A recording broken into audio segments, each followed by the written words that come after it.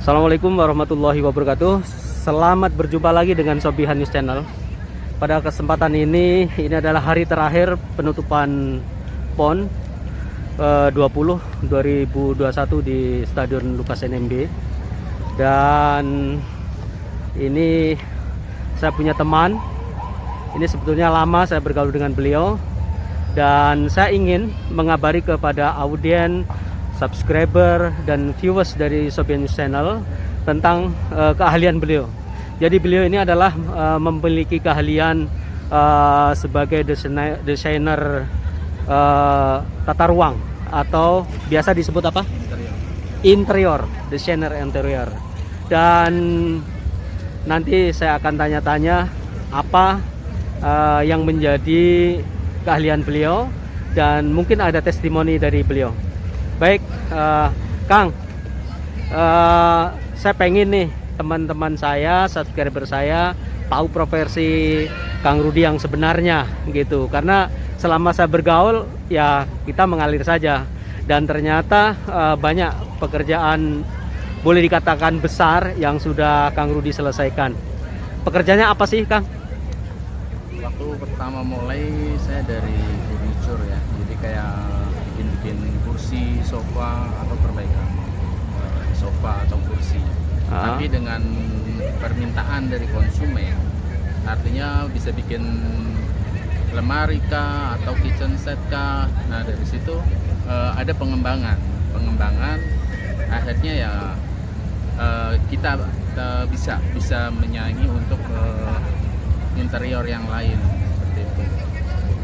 Kalau masalah pengalaman ya cukup banyak ya, artinya saya udah terjun di furniture kurang lebih sekitar 8 tahun, kalau di interior udah 5 tahunan ya. Pengalaman apa yang paling mungkin menjadi acuan atau paling menginspirasi? Mungkin ada pekerjaan di mana atau bagaimana yang mungkin paling berkesan, Kang Rudi?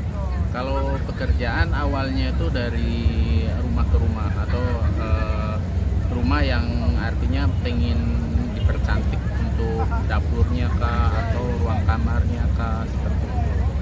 Dan rata-rata mereka hanya mencoba, tapi dengan hasil yang ya menurut dia luar biasa ya, puas. Akhirnya ada repeat order kembali, artinya dia akan mencoba setiap ada bikin apa, lemari kah apa segala macam, selalu menghubungi kami. Bahkan dia akan memberitahukan ke saudara-saudaranya, karena ya moto kami adalah kepuasan dari konsumen itu nomor satu. Oh, jadi ada rekomendasi ya begitu ya? Iya, itu pun sebenarnya bukan dari rumah ke rumah ya, dari instansi pun kita terima. Seperti instansi yang udah pernah kita kerjakan itu di instansi di kantor gubernur, yaitu di KPU, terus di kampus Uncen, yaitu di teknik sipil, kemudian di Rumah Sakit dan Harapan, dan untuk hotel di Hotel Sentani Raya, dan rumah-rumah kantor-kantor seperti PDAM, terus kantor apa lagi ya, banyak lah. Saya karena selama 5 tahun ini ya semakin banyak ya pesanan-pesanan ya, semakin luas jangkauannya ya. Iya. Bahkan sekarang lagi mengerjakan untuk interior di kantor BPN, kantor BPN kantor Badan Pertanahan. Oh ya, BPN ya. Karena kita sudah pernah menggarap untuk kantor pertanahan di kota. Ternyata yang di Sentani pun akan bikin interior kami nanti yang mengerjakan. Saya kan sering sholat di Masjid Agung Kerom ya, dan saya sering bergumam, ini siapa desainnya, dan itu cocok banget gitu ya. Dan ternyata kabarnya itu Kang Rudi gitu. Bagaimana, boleh diceritakan Kang Rudi? Ya, salah satunya betul kalau untuk di masjid, yaitu masjid Agung. Masjid Agung Nurul Huda kalau Iya, nggak betul, salah ya, betul. di Kerom di Arso 2. ya. Itu pun awalnya rekomendasi dari waktu itu saya pegang sebagai vendor dari produk Philips, yaitu lampu itu yang ada di Cipta Jaya, Multi Bangunan, dan di Padma Bangunan. Nah, itu kami vendornya, kami yang kerjain untuk lemari untuk lampu-lampunya. Nah, ternyata ya dari situlah akhirnya sampai berkembang, sampai ke rekomendasi dari Multi Bangunan, akhirnya sampai ke masjid yang ada di Kerom. Ya. Dan itu pun ya mereka cukup puas.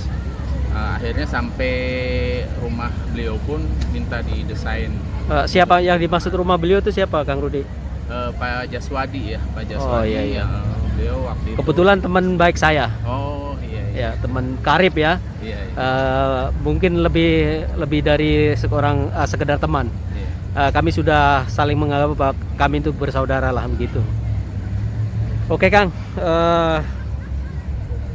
saya gunakan momen ini pas penutupan PON dan kita masih di area stadion. Ya, ngomong-ngomong tentang PON Kang, ini kan Jawa Barat kan menjadi juara umum ini. Apa yang ada terbersit dalam hati Kang Rudi, karena Kang Rudi berasal dari Jawa Barat? Yang jelas ya kami cukup bangga ya, artinya tidak sia-sia lah kami salah satunya sebagai supporter dari kontingen Jawa Barat untuk beberapa cabur ya, karena keterbatasan waktu, jadi kami hanya beberapa cabur yang bisa kami datangin sebagai supporter, dan itu pun bukan cara kami pribadi, kami mengajak karena kebetulan saya dipercaya jadi ketua paguyuban Pasundan untuk cabang Kabupaten Jayapura. Kami mengajak masyarakat Pasundan yang ada di kabupaten untuk ikut serta sebagai supporter untuk Oke, Jawa Kang. Barat. Dan ternyata ya tidak sia-sia, ternyata masih bertahan untuk menjadi juara umum. Ya, meskipun tidak sesuai target ya. Iya. Karena ada dari kontingen lain yang ternyata perkembangan cukup bagus juga, termasuk Papua ya. Termasuk Papua. Oke Kang, secara umum saya tanyakan mengenai pendapat Kang Rudi berkaitan dengan impact ekonomi. Ini kan baru pertama kali di Papua diadakan PON dan ternyata gaungnya itu wah, artinya luar biasa gitu. Apa kontribusi ekonomi terhadap dari pengaruh dari PON ini? Yang jelas berpengaruh sekali ya masalah ekonomi, karena justru selama ini kan yang dari luar kota gitu, atlet-atletnya mau datang aja mungkin masih ragu-ragu karena selama ini mereka tidak tahu Papua itu bagaimana.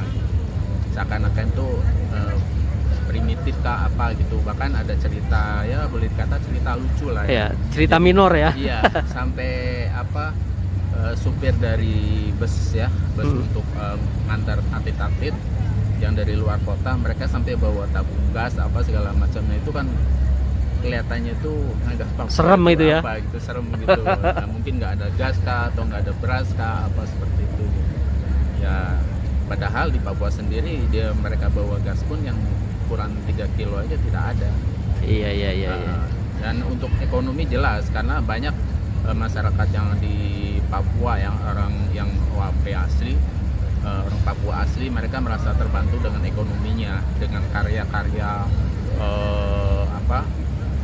karya mereka lah ya, di kerajinannya gitu, untuk asmatnya apa tentang topi-topi model-model Papua itu mereka merasa terbantu, karena di samping itu banyak tamu-tamu yang hadir, mereka ingin beli sebagai kenang-kenangan cenderamata, karena momennya bagus sekali ini untuk lepas pon-pon ini gitu, seperti itu. Dan satu catatan ya, ada mahkota imitasi yang kita angkat dan ternyata luar biasa. Betul. Ya, ini adalah dari impact dari perhelatan PON. Kita tidak bisa pungkiri itu. Itu.